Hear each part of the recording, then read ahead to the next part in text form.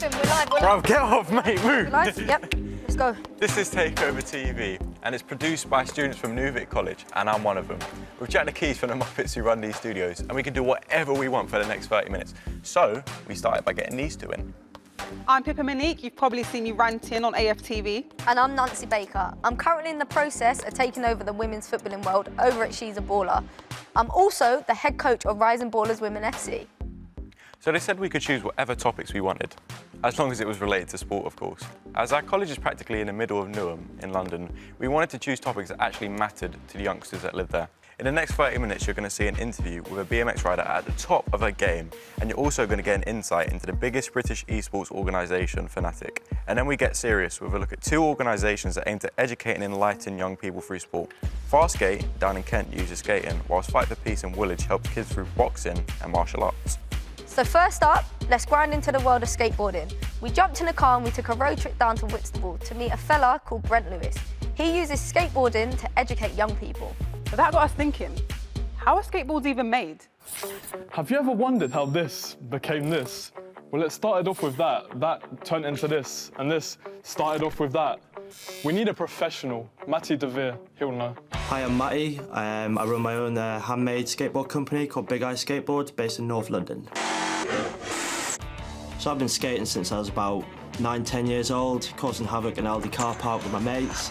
From that passion, I bought some skateboard veneers, bought a press, bought some tools and started making boards. The process of making a skateboard is using Canadian maple. I will glue them 5 straight grain, 2 cross grain, so it's strong and flexible. I'll stick it in the press for 24 hours and I'll leave it to cure for about 6 to 7 days. Once it's cured, I'll draw the shape of the skateboard on top of the wood, cut it out using the jigsaw, and get hand tools to get the curve around the side of the decks. Once that's done, I will drill the holes so you can put the wheels and the trucks on. In 20 years' time, I still want to be doing this. Looking back and going, you know, that's what I did with my life, and you know, I followed my passion and I stuck to it. For me, it's great to be part of a small skateboarding community, but a team you should really go check out is a company down in Kent who are teaching kids how to make skateboards on a weekly basis. Now we've got the board, we need the takeover design and some wheels.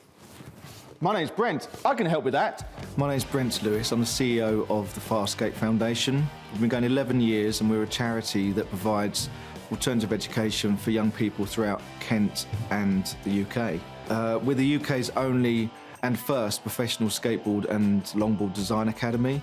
So we use business and enterprise and the engagement of skateboarding to create the qualifications and create our own curriculum and schemes of work based on the creativity of skateboarding. It's Brent's passion. He's just sees the good in everybody. He's got an amazing ability just to connect with young people, whatever their situation, and get the best out of them. So they get a positive attachment to their learning experience, which is really amazing.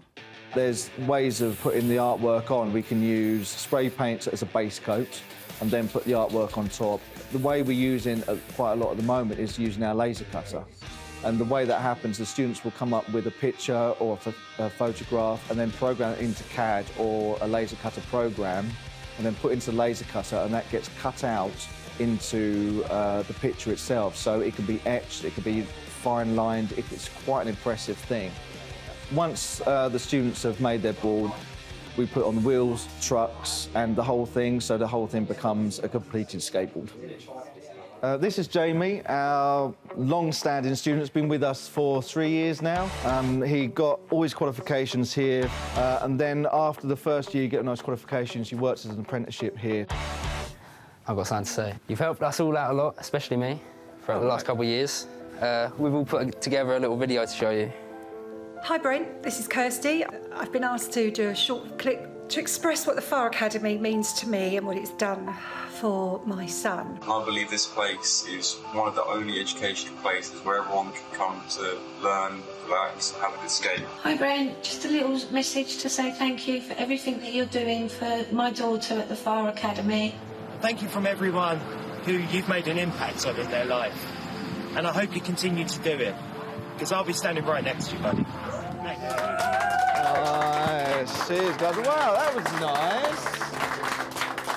That was lovely. Cheers, guys. I wasn't expecting that. Yeah, so later on we've got a skateboard, handmade skateboard, that's going to be taken down to the skate park, and you're going to test it out and put it through its paces.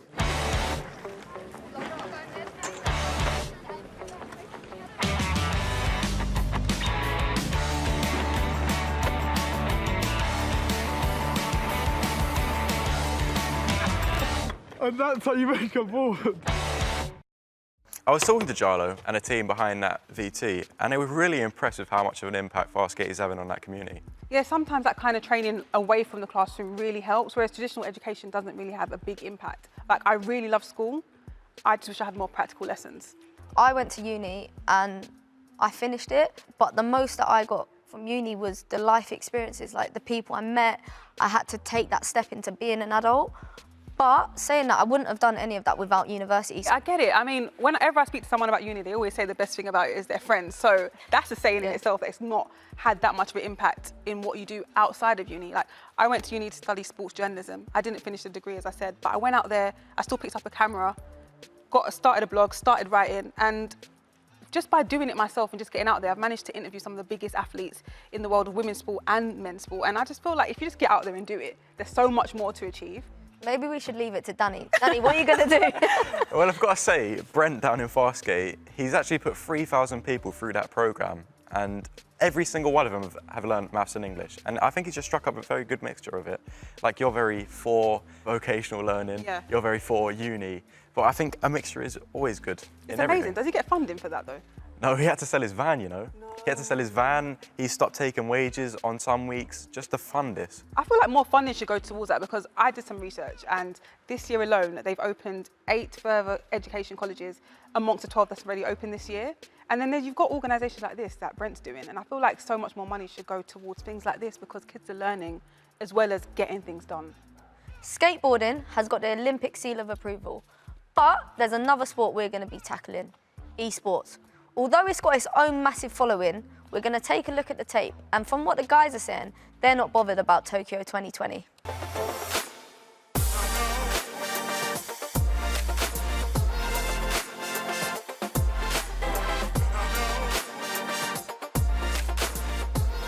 There's been 15 years of people saying, like, what people watch other people play games.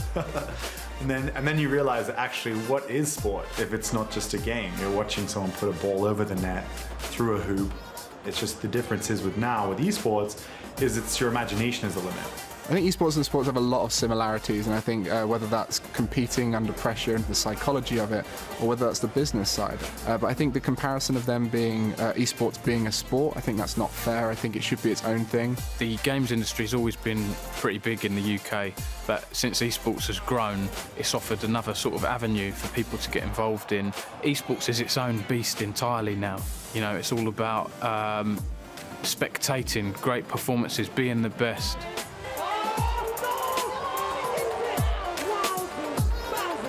We're disrupting the way young people are doing things, and we're inviting them to do even crazier things. Old people will always say that the old times were better, but we're proving them wrong every step of the way. It allows people who might not be able to compete in traditional ways like sport, music. Esports allows those people to represent something, be part of a team. So esports has filled a void which I think was there before. Hello, my name is Verox. I've been part of Fnatic for roughly 4 months now and been playing Fortnite for almost 2 years. Being a professional player, you need a lot of motivation, dedication to stay at the top. A week will consist of the same thing, practicing every day from a certain time, ending at a certain time, keeping the same mental strength and pulling through. Doing that is very important so that you can stick with it and stay at the top, stay sharp. The struggles of going pro for me was leaving your day job first of all and trying to get an equivalent for what you were earning in your day job, and be sure to be as effective as a gamer as you are doing in your day job. My work as a team director revolves around many things, but one of the core things right now is making sure that the young people that join this organization are taken care of. That is about mental state, that is about their competitiveness, that is about developing as a person. It's many different things, but at the core of it is making the best possible experience for anyone who comes into this organization as a player. So I've worked, whether my players realise it or not, trying to improve their psychology. And so I have a big emphasis on making sure my players do get evenings free to socialise, they do get time to go to the gym, they do have access to good food and drink when they want it. Sometimes it can get a bit like samey, boring, playing the same thing, but yeah, you have to stick with it as much as you can to get to the top. Now, a lot of the pro teams have sports psychologists, professional chefs, mentors and coaches to make sure that they're not playing it 24/7 and they're actually taking regular breaks. If you're a young person wanting to get good at, say, football, then it's different. You've always had support back home, a parent saying you will make it if you push yourself hard enough. These kids never had that. It's all about computer games are going to ruin you. It's going to be a waste of time. You're not going to be social enough. But they're wrong. And the pressure of having to prove everyone wrong, not only by being the best or gaining success, but actually having to tell them that my hobby is not a waste of time, that sort of pressure is something we speak about constantly. One of the things that we've always been very passionate about is helping to drive esports into every household, and helping to get an awareness of esports which is positive and also is one which people truly understand it. The esports is massive and growing massively because of the immersive nature of it, and I see that, you know, it's us or the rest of the industry which is going to drive it forward. It's quite funny. If you're familiar with esports and gaming in general, you know how massive it actually is. Yeah, but if you've never picked up a control pad in your life before, the whole thing just flies under the radar. I mean, I have to ask, like, do you think esports will actually outgrow conventional sports? No. Sports in general is a whole other ballgame. You can't just compare esports to sports. You've got to take off your Arsenal goggles. They've got to take off their virtual reality goggles. They're living in a whole different world to us. I mean, it's this whole niche, and it's doing extremely well. And there's so many. It's a different generation. There's younger kids involved. Actually, there's adults, judging by that BT we just watched, that are making a living off of this. But I still feel like it shouldn't compete with conventional sports because it's a whole world of its own. But as you've seen in that tape, the athletes in the esports, they're athletes. They're athletes. Oh my athletes. Lord. The competitors, athletes, they're getting looked after. Okay, they're making sure they're getting breaks. They're going to the gym. Their mental health is looked after. There's so many different aspects that they're getting looked after, and they're being encouraged to go out and be healthy as well. But gaming is just not a sport. Do you think snooker's a sport? Because the athletes at Fnatic... I see where you're going with this. They think that the athletes at Fnatic, you take like someone like Ronnie O'Sullivan and you put him next to someone like Fnatic, like the Fnatic members, you can actually see like the Fnatic members have, dare I say it, more skill. Really? And I would consider them It's only a couple athletes. of buttons on a control pad. Oh, It's literally a couple of buttons, 2 thumbs, and you call that a All sport. right, guys, all right. So I don't get the feeling this debate is going to be stopping anytime soon with these two over here. But this unstoppable programme needs a break. But now it's the best bit, the adverts. We'll see you in a bit. Or will we?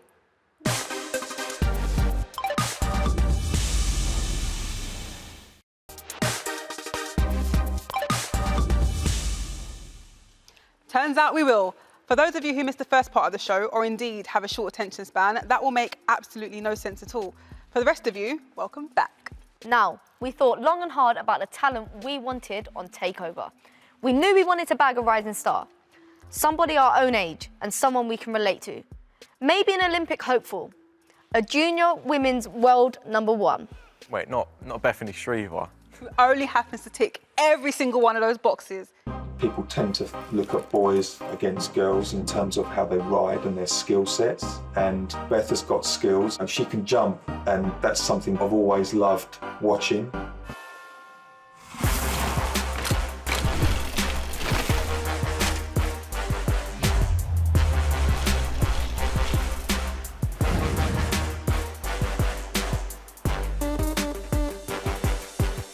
I got into the sport through my youngest brother, basically. His friend's dad is the coach at Braintree BMX, and one day he invited us down there, and basically just haven't looked back since. BMX just made me I just wanted to ride all the time, and I didn't really get that with other sports, so I just wanted to continue and just do well and win races. When you're racing and you're walking up the stairs, like, the adrenaline and the nerves is like what we live for. Having that feeling, and then when you're actually in front and leading, it's the best feeling in the world. You just feel so good, and once I won that junior world champ, I just wanted to get that feeling again. First time I rode a BMX, BMX, I think I remember my dad running around with me, pushing me around the tracks. She took very quickly to riding a bike and she instantly enjoyed it. When I was younger, he used to build on my bikes. Obviously, we all used to go on trips together because my mum would work, so my dad would come with me. To have him with me and to have gone to all these places around the world with him is amazing. Moving to Manchester has helped me a lot, especially with working with my coach because she's based in Manchester. When I was younger, I used to idolise her and she's been to numerous Olympics. To have her in my corner means a lot to me, and I know whatever she says to me during training is gonna benefit me, and I trust her more than anything. Last year in Argentina, I was very close to giving up. Both days I went out in the quarterfinals, which isn't normal for me, and I felt like I was going really well, and then for that to happen left me on such a low. You go out to these places and you spend lots and lots of money doing it, and it can all be over in a moment. To have that, I think psychologically really affected her and impacted her. With BMX especially, a huge part of it is mental, and if you don't have that head on your shoulders, you can really, really struggle. It's just having that good head on your shoulders to focus on yourself, because when you've got other riders next to you, it's really easy to just fall in that state of, oh, I'm going to get cut off, and then your race is over at the start. It doesn't take much to make you feel a bit low or bad about yourself. It's like everyone in life. If you have one bad race, suddenly it can affect you on the next one. I've been working a lot this year on my mental state. My coach, Sinead Reid, she's really, really good with that type of thing. So it's just having that mental attitude that, yeah, you're gonna win, you're gonna do this, and then you're off. It's always the dream when you're younger to compete in the Olympics. Because I think when I started, BMX wasn't actually in the Olympics. It only came about in Beijing. So as soon as we all knew that it was an Olympic sport, that's the goal and that's the aim. I've been the best I've ever been in BMX, and that's shown in my results throughout the season. She's made me feel very proud. We're there for her, and we will be until we can't. In the future, I would have liked to have got numerous world titles in elite women, hopefully a gold medal at the Olympics, to just get us more exposure and to get more girls and women involved would be such an achievement. Do you personally, Nancy, because you're a coach and you know more about this than me, do you think there could be more done into mental health projects? I think it starts from the club or the people around them, and letting people know it's okay to express yourself. It's okay to not be happy all the time. It's okay to have down days, and being able to show someone that you're there for them, you genuinely care, and you've got that trust with them. As soon as you've got someone's trust, they're more likely to turn to you and want to speak to you about something. So it's all about what the people around them are doing to making sure they're in, again, a safe environment and a place where they feel it's acceptable to be their true selves. I mean, Sport England have put, I think, 8.2 million into mental health projects. So it shows that they do recognise that there is an issue there. People in the spotlight have such an important role without even noticing. Although they may think it's a weakness, it's actually a barrier that they're breaking down for not just themselves, but everybody else watching them. They're leading a pathway. I'm sure we can sit here all night and talk about mental health, but funnily enough, the next videotape touches on that, doesn't it? It does. Our final film tonight is one that's really, really important to us because quite a few of our mates in Newham have actually used Fight for Peace. Fight for Peace is an organisation that aims to empower young kids to find a new path. Fight for Peace was originally born out of the favelas in Brazil. One of the ways in which we try and encourage young people to get involved in the academy is through boxing and martial arts. I think the idea of being involved in a sport that is high on adrenaline is really appealing, but also because boxing is a sport in which you get out of it what you put in. The more you train, the less you get hit, and the less you have to tap out. And so that's a really good metaphor for young people for life. So my name is Kenny. I am the assistant boxing coach and head of youth council. My role in a nutshell is being a voice for the young athletes. I was the kid in school that I wouldn't listen to any teacher, but strangely enough, I was willing to listen for someone to tell me to do another set of 50 press-ups. So yeah, I remember choosing boxing. From there, I realized I want to get more involved. I started to grow within Fight for Peace. I started tapping into all the different stuff that Fight for Peace do, whether it was the education, whether it was the employability. Little did I know that that was just all part of my personal development. I have a big voice here. Now, how do I use that to have a very meaningful, impactful change to not just myself, but to other young people that are coming to the academy? Boxing's always been like a male-dominated sport. It came to the point in time where I thought, you know what, how do we get more females to step up? Kind of like just find a way that they can enjoy the sport. And I just took initiative and I set up a boot camp. I made it like compulsory that it was 50% male and 50% females. It was so intense. Like I've never been through something like that. We were meeting up at 5:45 a.m. was doing morning runs, and my physique, I went from saying I'm an athlete to you look at me and you're like, he's an athlete.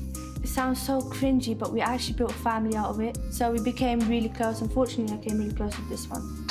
But not only it was intense, it was fun. I never thought of doing boxing, but because I've seen other girls do it, it kind of made me realize what I can do. It kind of helped me to see what I can achieve, knowing that I can't do something when I can.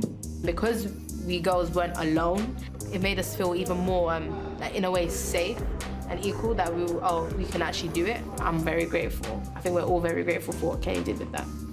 If he wasn't there, I would 100% not be competing. Me and my coach, we are very close. He's like my older brother. He's the one that's got me to where I am today, whether that's boxing or my mental state of mind, anything. The youth workers here, they've actually been in our position, they've been in our shoes. So when we're going through certain situations, what they're telling us is real stuff. You know, like when you got glasses, it's raining and your vision's just like, it's blurry and stuff like that.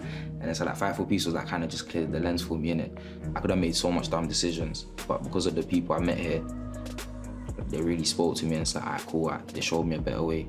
You won't find anyone like this anywhere. The staff and the people there, the coaches, the young people that enter the building, they have like a different vibe to them. Like it's very different to when they're outside, because maybe some people aren't comfortable with the way they are, but here, everyone's themselves. Everyone can actually enjoy themselves, do you get me? The energy is something that people can feel, it's something that people can understand without necessarily touching, without being able to put into words. The idea is to try and make this a safe space for young people, but not just a safe space, a space where people want to be. Our education program is for young people who either school rejected them or they rejected school. It supports young people to be leaders in their own right. The idea is to take people to a place where they're proud of, so that allows them to reach their full potential. Yeah, and so I don't think I've experienced anywhere like this. There were some pretty heartfelt interviews there. You know, when Garcia, one of the producers behind the scenes, found that place, we all knew we wanted to make a VT about it, but we were really surprised to see how much energy there was down there. That's such an amazing thing that Kenny and the guys there are doing at Fight for Peace, and likewise with Brent. And you've seen so many like youth centres closed down in London and across the UK, and people are always screaming out they need, the younger people in this country need somewhere to have an outlet. And Newham alone has become the third most dangerous borough of homicides.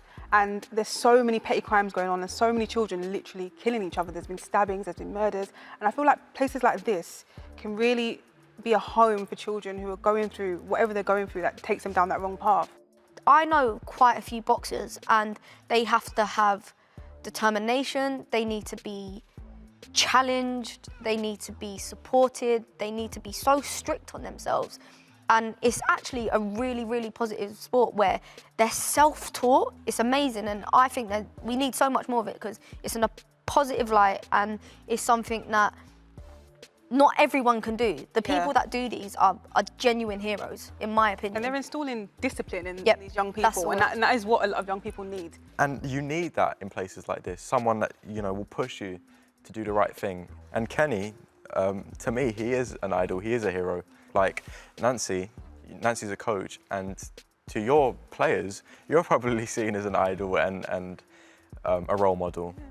And we need more people like you, we need more people like Kenny in the world. Yeah, I feel like if the government could see an insight like that, maybe it'd sort of flick a switch in their head and they'd be like, no, actually, we need to do this. We need to support it. We need to be positive. We need to give young people a chance, because young people are put in boxes nowadays. And an environment like this opens up so many opportunities. 100%. The government actually do put money into Fight for Peace. Places like Newham, they're still really dangerous. Like during the shoot, someone was killed in Stratford.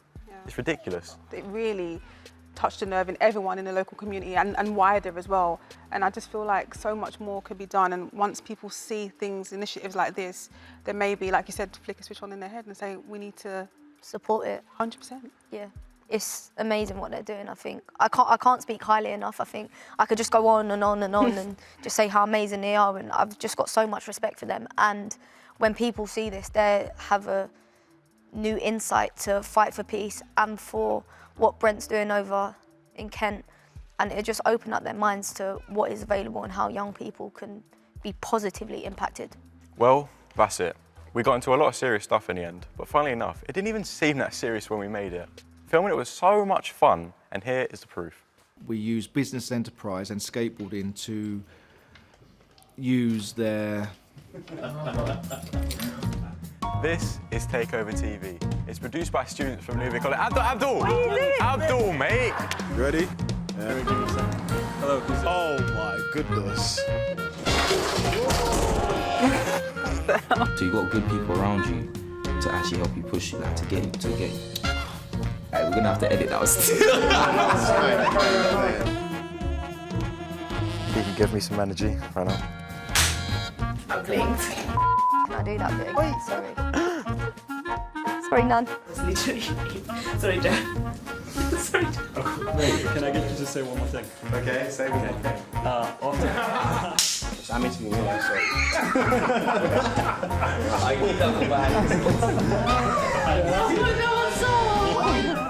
Show's over. We out.